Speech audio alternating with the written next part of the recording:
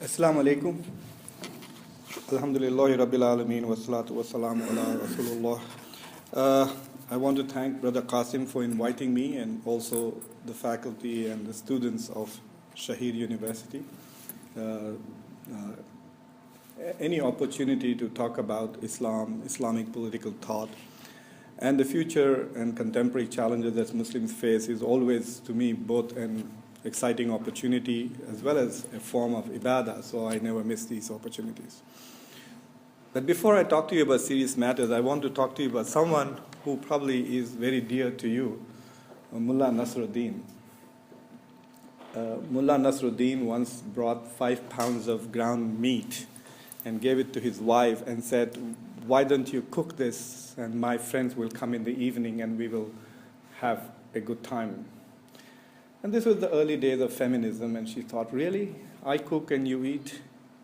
I work and you enjoy? She was kind of not very excited by the idea, so she cooked it, and then she invited her friends for lunch, and they ate it all up. But by 5 o'clock in the evening, when the mullah came home, by now her feminist instincts had kind of receded. She had already had a full stomach, and she was beginning to worry. The mullah had a reputation for being very crazy, and she just, nobody knows, nobody can predict how he's going to behave. So she became kind of scared. So the mullah comes home, he enters the house, he smells, he said, "Oh my God, my wife has really excelled today. My friends are going to have a good time." So he goes into the kitchen and he asks his wife, "So what have you prepared?" She said, "Well, I prepared the ground beef, but unfortunately, the cat ate it." And the mullah was kind of startled. He said, "The cat ate it?" She said, "Yes." "All 5 pounds of the ground beef?" And the wife said, "Yes." So the mullah picks up the cat and puts it on a weighing machine. The cat weighs 5 pounds. So the mullah says, "If this is the ground beef, then where is the cat?" And every time I now read Islamic literature, contemporary Islamic political literature especially, at the end of the discussion I have the feeling, where is Islam? If this is Islamic political thought, then where is Islam? If this is Islamic economics, then where is Islam? Because I only find economics, and in Islamic political discussion, all I find is politics. So no matter which Islamic thing I examine, I only find the thing in it and the Islamic missing. Even though there are lots of Islamic things out there. We live in a time where non-Muslims have attached prefixes to Islam. So they will talk about radical Islam, moderate Islam, fundamentalist Islam. And Muslims have made Islam a prefix. So we talk about Islamic State, Islamic economics, even Islamic jihad, as if there is any other kind of jihad. In America now we have even Islamic dating and so on and so forth. Okay, so Islam has reduced prefix. Now, why is that so? And the reason why that is because the Muslim Ummah, if I can even use that word meaningfully, is struggling to face many challenges for the last couple of 100 years. Challenges which are of economic nature, challenges which are of political nature, challenges which are philosophical in nature, challenges which question our fundamental beliefs, and also question our understanding of history and of our times. And it seems that the only thing that Muslims are sure about is Islam. And they are desperately clinging to this anchor of Islam and struggling to understand and define it without actually, in my humble opinion, understanding what that thing is that they are trying to attach themselves to. A professor of mine, an Iranian professor called Muhyiddin Misbahi, many years ago told me something interesting. He said, "Muqtada, think of Islamic revival as a lot of people trying to pick up a carpet, a heavy carpet which is on the ground, and everybody's grabbing it and pulling it. And you can imagine what happens when an uncoordinated bunch of people try to pick up a carpet. All they need to do is stop, take a deep breath and say 1, 2, 3 and pick it up and it will be lifted. But unfortunately, we don't have the leadership that can say stop, pause, 1, 2, 3, let's lift it. So there is no global coordination of attempts at Islamic revival. And of course, there are other minute details of in which direction we would like to lift the carpet and for what purpose. There is no agreement. But to talk about these things, I want to step back a little bit and talk about a couple of philosophical issues. And that stems from my assertion, and I'm only going to assert, I'm not even going to defend that assertion, because what I want to say is beyond that assertion, is that Muslims have failed to fully come to terms with the challenge of modernity. And even as we struggle to cope with modernity, unfortunately for us, there's another bigger challenge looming right around the corner, the challenge of postmodernity. And so it's like a double whammy that Muslim world is trying to cope with, that we are still suffering from the inability to come to terms with modernity, and now we have another challenge, far more fundamental, far more corrosive of what we think are Islamic values. That's what postmodernity is. I'm going to look at only 2 or 3 aspects of modernity to illustrate my point. The key elements. Modernity is like a structural shift in the fundamental pillars of human society. It's a real fundamental shift in key pillars of human society. The manner in which we produce knowledge, the manner in which we produce goods, the manner in which we produce legitimacy, the manner in which we produce politics. All of that have been structurally and permanently and irreversibly transformed by the advent of modernity. Our economies have become globally capitalistic. There is no turning back. With a population of over 7 billion people on this planet, if we want to even feed and provide basic needs to it, the means of production will have to remain more and more capital-intensive, technology-intensive, and capitalistic. Our politics are also increasingly based on modern ideas of nation-states. We keep talking about a world which is post-nation state, a world without borders.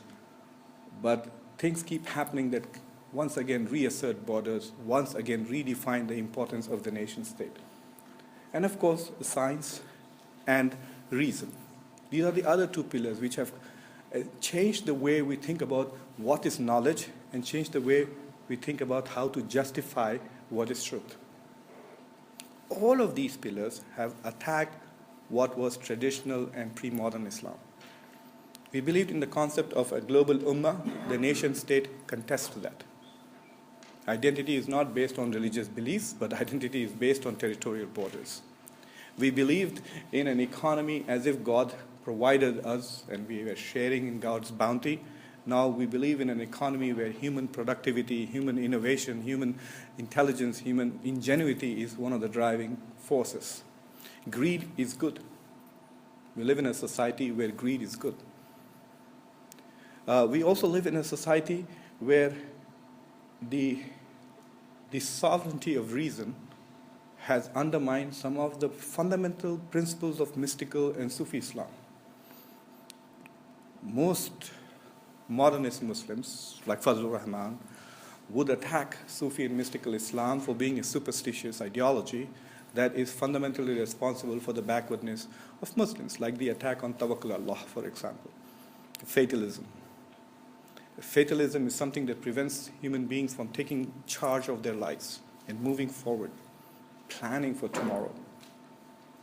So all of these things are challenges that modernity has presented, which we have not fully come to terms with.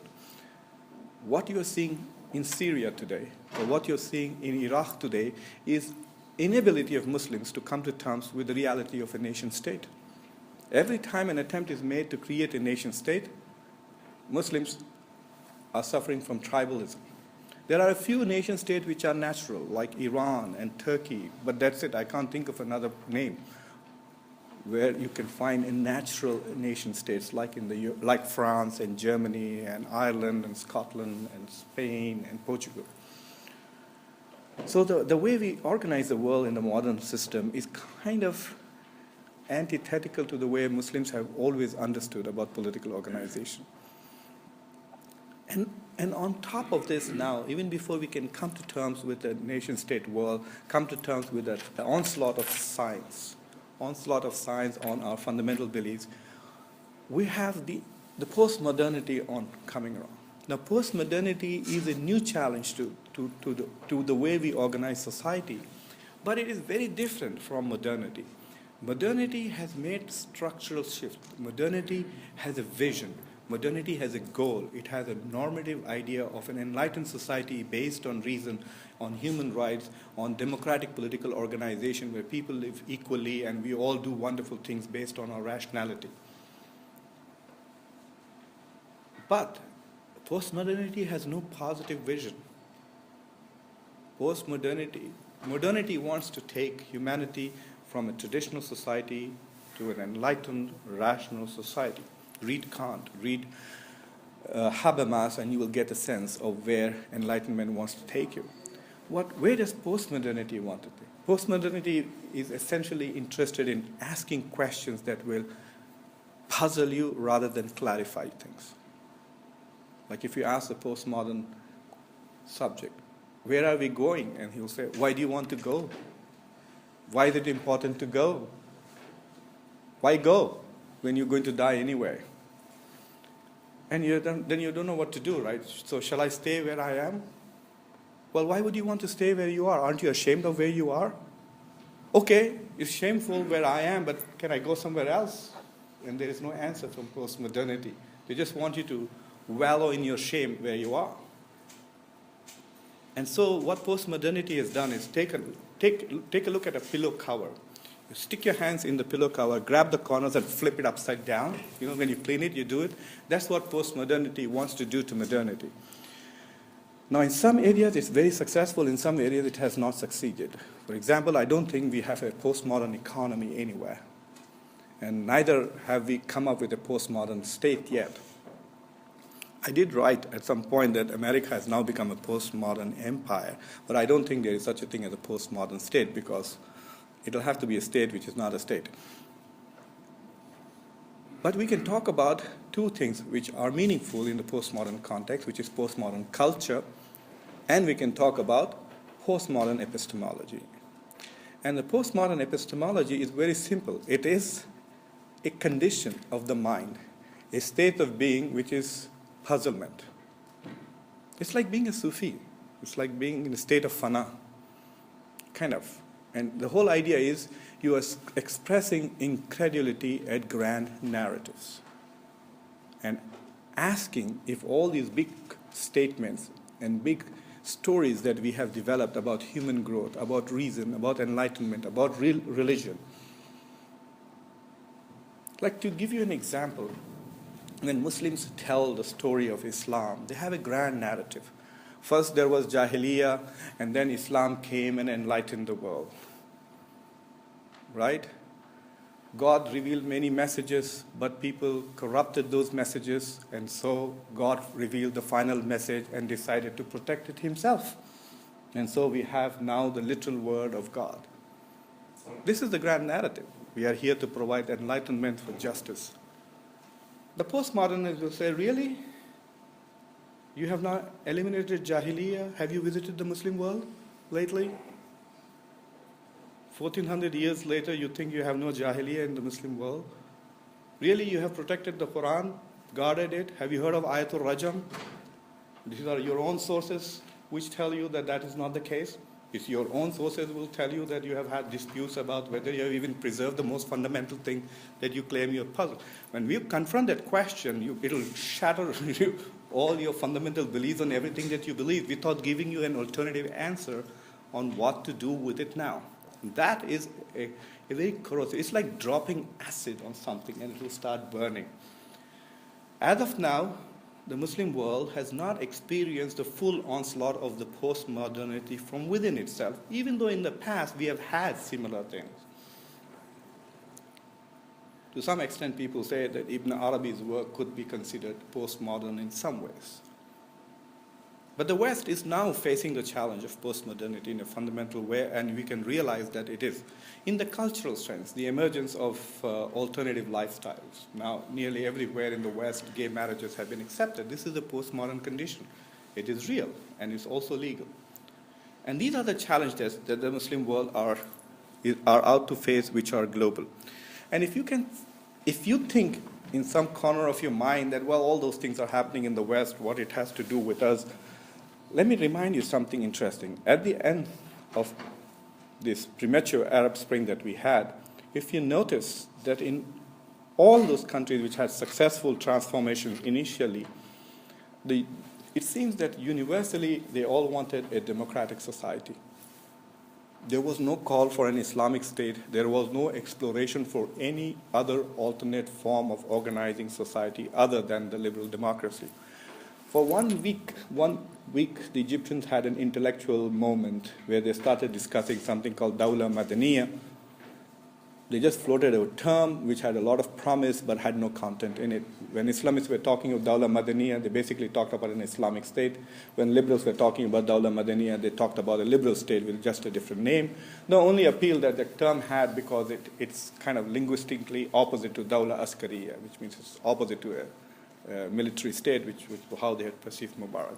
But otherwise, if you notice, Muslims have embraced modernity in its full glory totally. Islamic economics is nothing but celebration of neoliberal economics. So what is happening in the Muslim world? I submit to you that we can think of what's going on in the Muslim world in a cluster of crises. I think one of the ways to look at the Muslim world is the crisis of governance. Whether you have an Islamic state or you do not have an Islamic state, whether you have a democracy or an autocracy, the Muslim society is not well governed. Some of the most corrupt societies and countries on earth are Muslims. If you look at transparency.org, you will find that Indonesia, Bangladesh, Nigeria, which is 50% Muslims, rank pretty high on the criteria of corruption. Things are mismanaged unbelievably. And I'm not going to go into details, but one of the things that came out of the post-Arab Spring with the electoral success of Muslim Brotherhood, regardless of what happened in June, all sides will agree that the Muslim Brotherhood did not present a good example of good governance. Did not present a good example of good governance. And all these excuses that they did not let us govern, well, the opposition's job is not to let you govern. The opposition is not here to help you govern. In every society, that's what Obama says, the Republicans don't help me govern. That's what every other government says. And I'm sure if we had Prime Minister Erdogan here, he will tell you that the opposition really are trying to create trouble and they do not let him govern the way he wants to govern.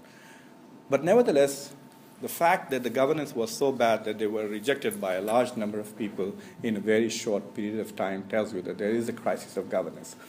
But the crisis of governance is complex. It is not that they are just corrupt. It's just not that they don't know how to allocate resources, or regimes are only working to advance the interests of regimes.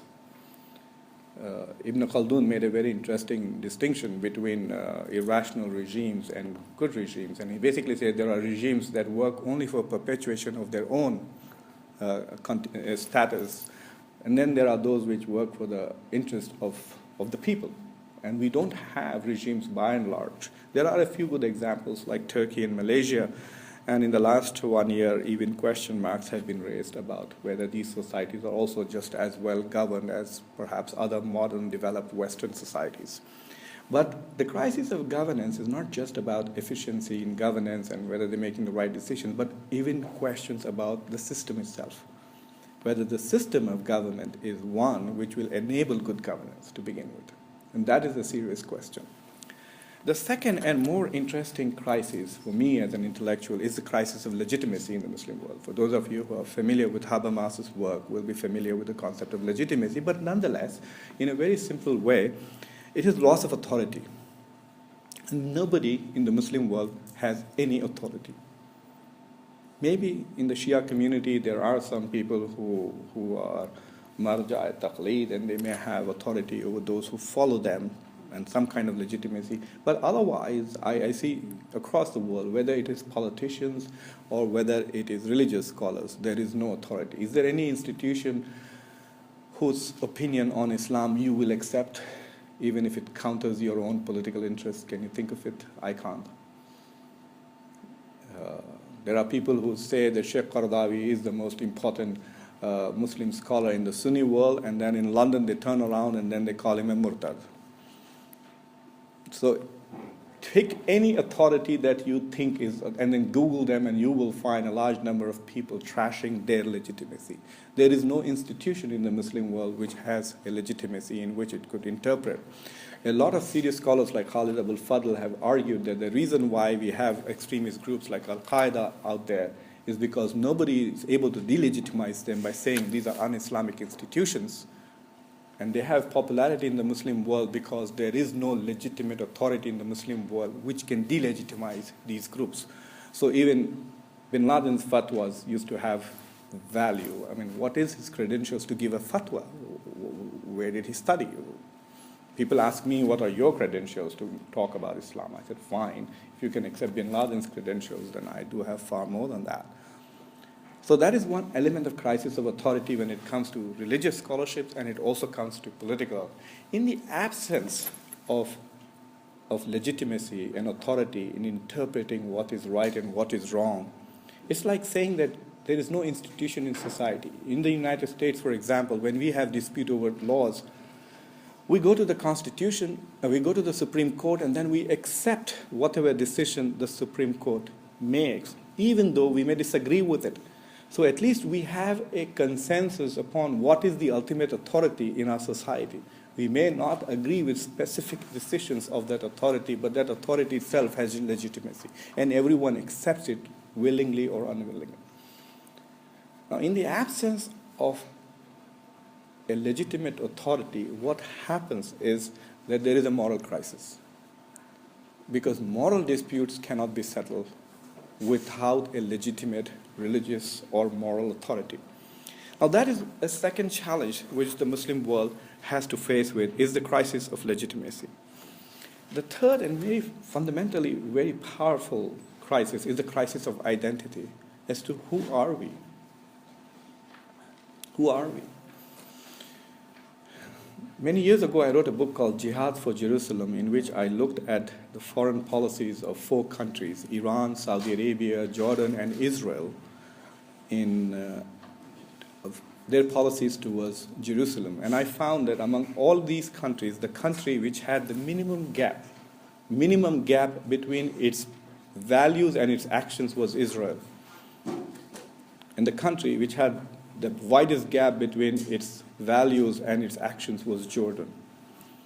And I found that very interesting, because in 1967, after Jerusalem was annexed by Israel, King Hussein of Jordan traveled all over the world and made this speech saying, can you imagine Italy without Rome? Can you imagine France without Paris? Can you imagine England without London?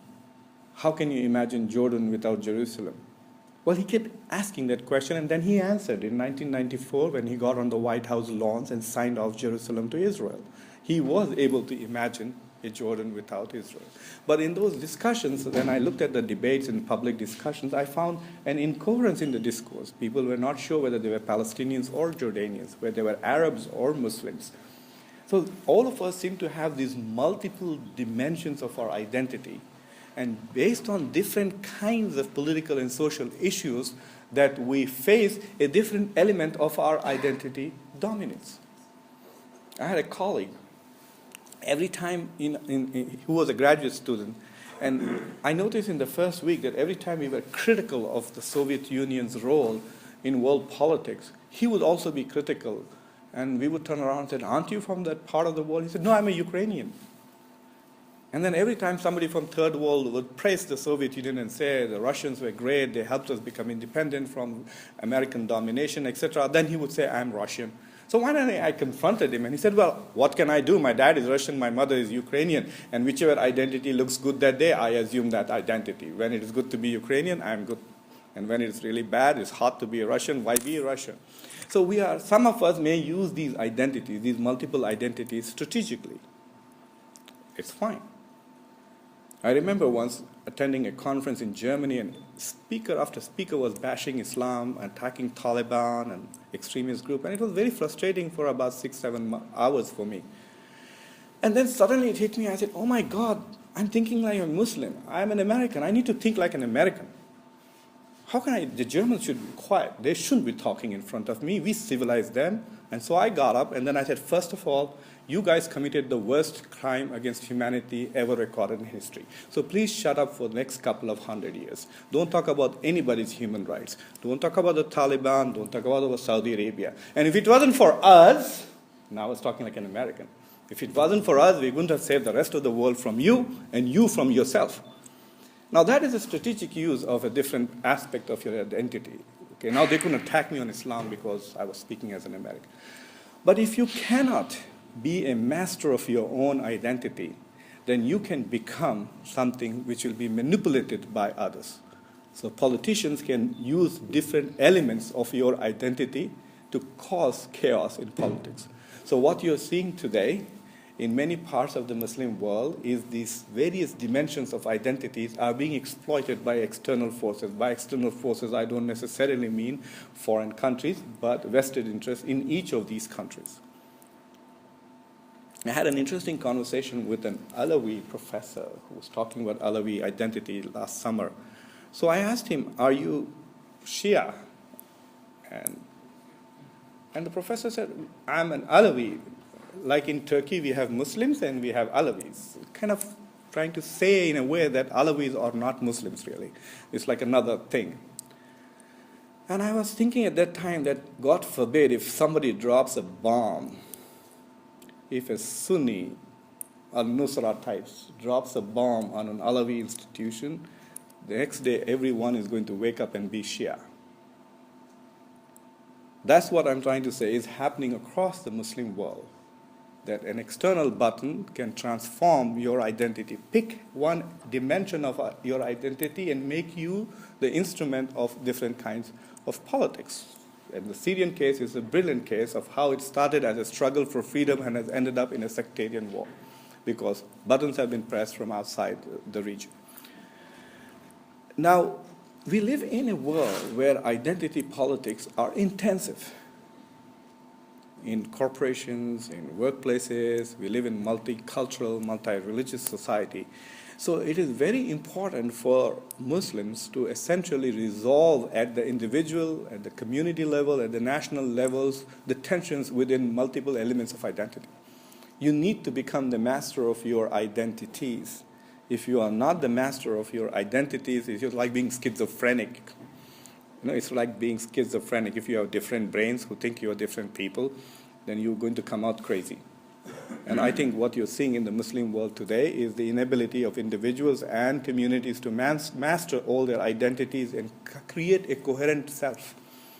The inability to create a coherent self, which can speak for all these elements of identity, is, I think, one of the biggest crises that we are facing. And it happens at many, many ways. Okay? My children like roti, but they don't like dal. There are two types of Indian food. So when my wife makes dal, my daughter says, I'm not an Indian, I'm an American. I don't eat this food. And when she makes roti, she said, kitti achi hai, in an American accent, how good it is.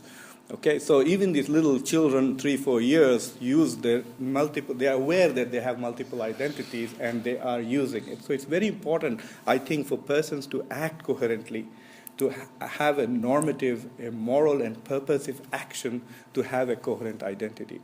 If groups and nations do not have a coherent identity, then you cannot. It's like a cart with horses pulling it in different directions. And I think the crisis of identity in the Muslim world is far more exaggerated than anywhere else. These are the three most important crises that I think we are facing: crisis of legitimacy, crisis of governance, and crisis of identity. All of this leads us to a situation where, how much time? 10 more minutes? 10 minutes. Yeah. It leads us to a situation where we are confronted with certain challenges that we need to deal with ASAP.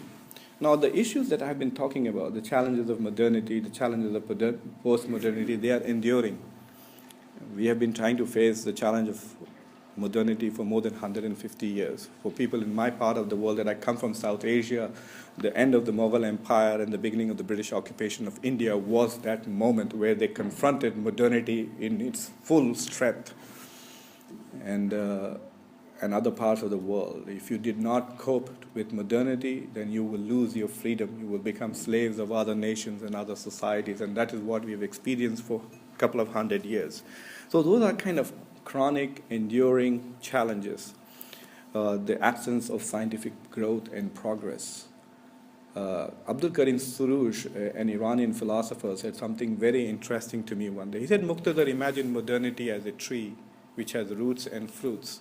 Muslims are very good at consuming the fruits of modernity. They are ready to buy iPhones and are on the internet all the time. They are on Facebook and they have Ferraris, etc., all over the Muslim world. They are desperate consumers of modernity. But when it comes to the root of modernity, they have an aversion to it. Science, rationality, secularism, democracy. These are all the roots of modernity. This is what leads to your iPhone at the end of it. Okay? You have a Sharia-based state like Saudi Arabia, you can throw billions of dollars in universities. They're not going to even produce an app for the iPhone. Forget about the iPhone itself. So we are a strange community. We enjoy the fruits of modernity and declare all its roots haram. And that is the enduring and chronic challenge. But beyond that, there are some challenges we need to face right away. And those challenges, I'm going to try to finish them in 10 minutes, are, in my opinion, number 5. One is that we have to have democratic societies. And I agree with a very ancient statement made by Rajab Erdogan that democracy is not a destination, it's a train that takes you somewhere. And I agree with him. He may or may not agree with it now. For most people, democracy is as like the end product. But no, democracy is something which leads us to societies which can have an intimidation-free public discourse. We need to have a society where you and I can articulate a vision of future without each of us fearing the other's violence. And that is when we settle the biggest question of all, which is, what role will Islam play in our public life, and what role will Islam continue to play in our private life, and which elements of that we will enforce by law and which we will not enforce by law. This discussion we need to have, but we cannot have that discussion meaningfully until we have a healthy democratic society where nobody is intimidated, not just from uttering what they want to say, but from thinking first about this issue. We need to think about it. So we need to create an intimidation-free environment where we can think about these things. And for that, we need to establish democracies and develop and raise a generation of population who have grown up thinking critically and freely. Thinking critically and freely, only then we can answer these questions and once again live authentic without making Islam a prefix or something that is advertised. So in that sense, democracy is very important.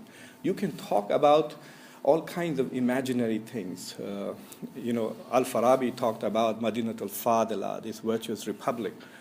But when Ibn Khaldun discussed it, he said, there is no such republic in history.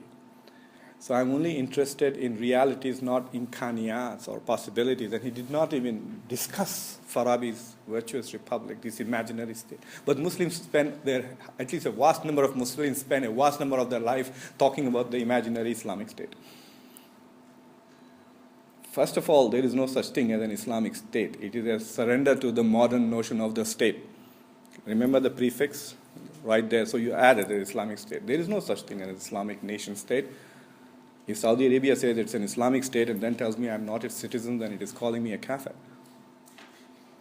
How can Muslims not be citizens of all Muslim states? Because citizenship is not based on religion.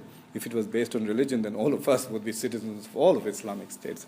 And I wouldn't have to spend $20 getting a visa to Turkey every time I come here. It's not a problem. It would be if it was 200. So that's one thing we need to do. But democracy is also a bit more than just creating a public sphere. Democracy is a philosophical position which recognizes the moral worth of all individuals. And the moral worth as equal. You are morally as equal to me. And therefore, I will listen to you with respect. But if I think I'm morally superior than you, even if I'm stupid and you are smart, even if I'm uneducated and you are educated, even if I'm violent and crazy and you are sober and profound, but I'm superior to you because I believe in something and you don't, that is not democratic position. Democracy requires us to recognize the moral worth of all individuals, and therefore, the moral claims and the political claims which they make are worthy of consideration, because we all are worthy of consideration on an equal level.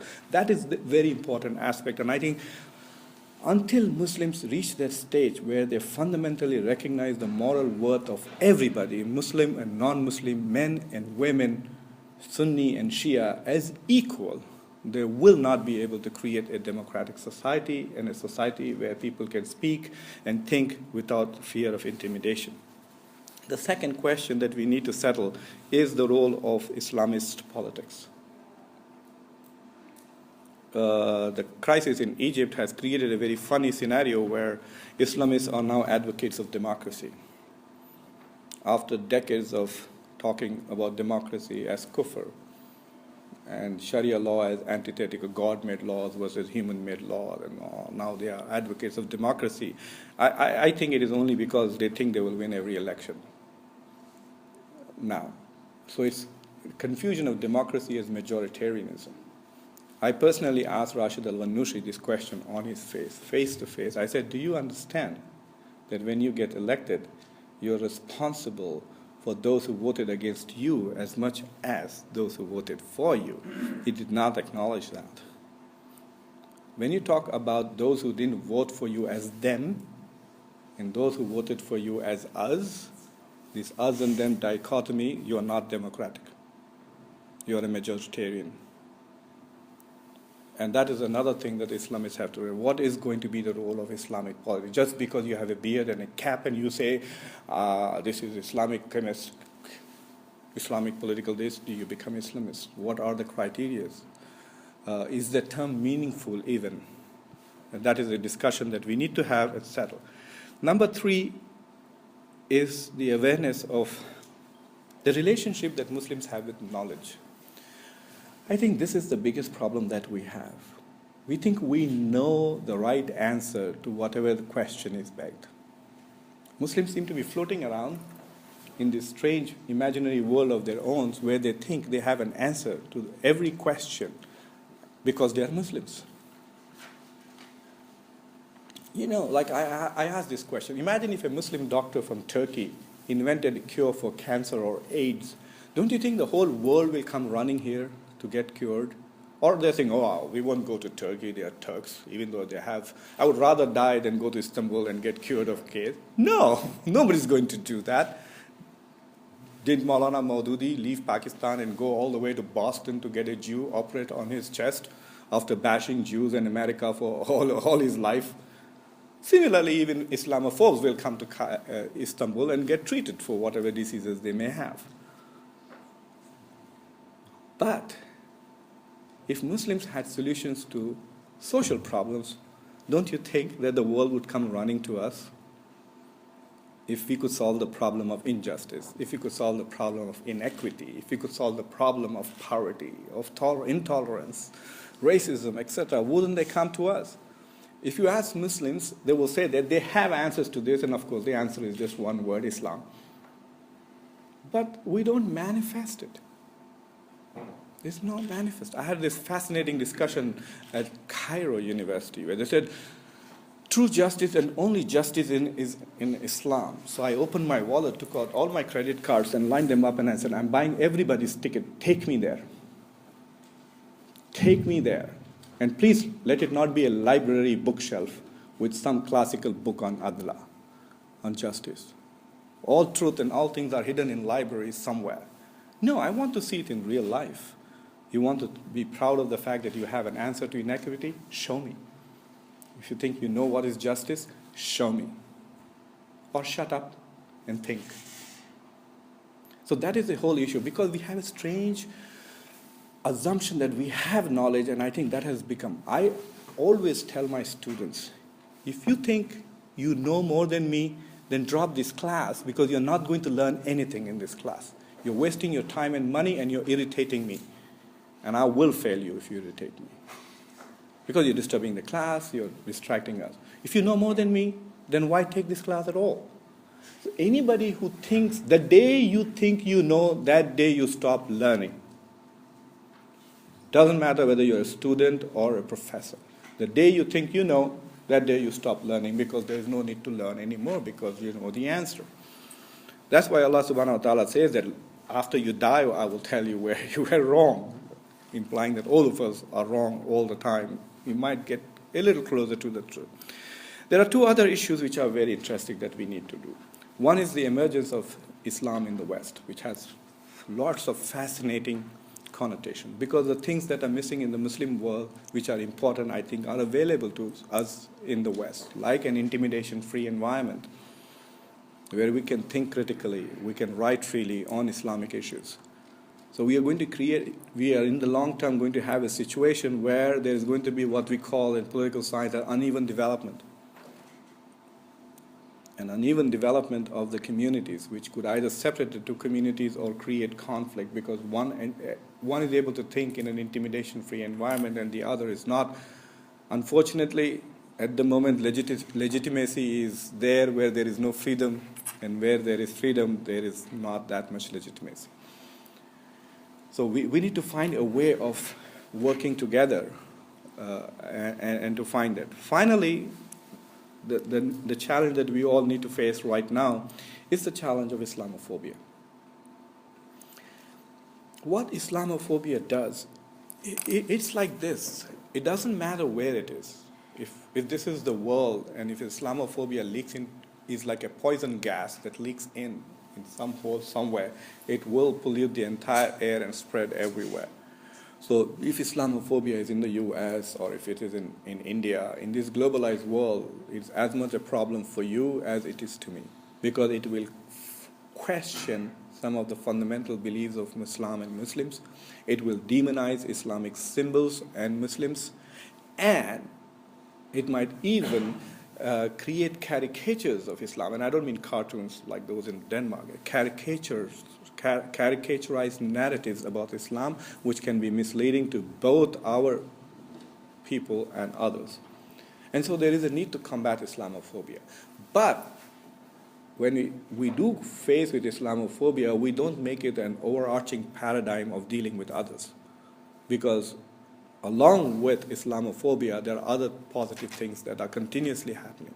There is nearly unlimited transfer of technology and science from Western societies to Muslim world, except nuclear technology, of course. Nobody prevents you from buying iPhones. Nobody prevents you from becoming engineers and medicine. So the West does not restrain the flow of knowledge, flow of wealth, flow of people from Muslim world. So just because there are frequent episodes of Islamophobia or narratives which are Islamophobic does not necessarily mean everything is bad between Muslims and non-Muslims. No, there are lots of wonderful things happen, and never forget that. That is important. But what is also worrisome is intra-Islamophobia, which is the things that we would accuse Westerners and Indians and Africans of being Islamophobic when they say something about Arabs or about Turks. We also say the same things. I hear Turks making all kinds of prejudicial statements about Arabs. I hear Arabs making all kinds of prejudicial statements about Turks and Indians making these kind of statements. And then the intolerance for religious minorities. Shias are kafirs and Ahmadiyas are mushriks and so on and so forth. It is so funny. I constantly imagine this Muslim guy. You know, Muslims are the only people who become high without drinking alcohol. They get high on the fact that Islam is growing. It's the fastest growing religion. in America, fastest growing religion here, fastest growing there, and so they get high. Literally, they're drunk on this glory of Islam. They have 1.7 billion, brother, maybe even 2 billion. I said, really, you just added 300 million? Okay, 1.8 billion. It's like negotiations as to how many Muslims are there on earth. And then after 10 minutes, you say, what about Shias? Oh, of course they are Kafirs. Really? What about Ahmadiyyas? Of course they are Kafirs too. Oh, really? What about Wahhabis? Of course they're Wahhabis. They're the craziest people on earth. And so by another 10 minutes, this guy is the only person left alive as Muslim. So you can just come down from 1.8 billion Muslims to one mujaddid, hopefully, who can then begin the process of reviving Islam all over again. This is a strange culture of intolerance for others. There are more Muslims in this world than you can imagine. There are more believers in God than you and I know. Otherwise, this would be a useless investment for God himself. Why sustain this project if there are nobody out there to worship him and think of him and remember him and testify to his oneness? So there are more. But besides the theological point, I think that this whole idea of Islamophobia, while we need to be aware of it, we need to think of it comprehensively, that it is not a disease that has inflicted others. This is a global problem. And it is something that also has affected us, and we need to combat it with just as much resolve and as much purpose. And if we actually are able to be less prejudicial, less racist than those who are Islamophobic, then we can actually present a model to them and say, look, why don't you look at other societies where there is less prejudice, less racism? Isn't it a good thing? Thank you. Thank you.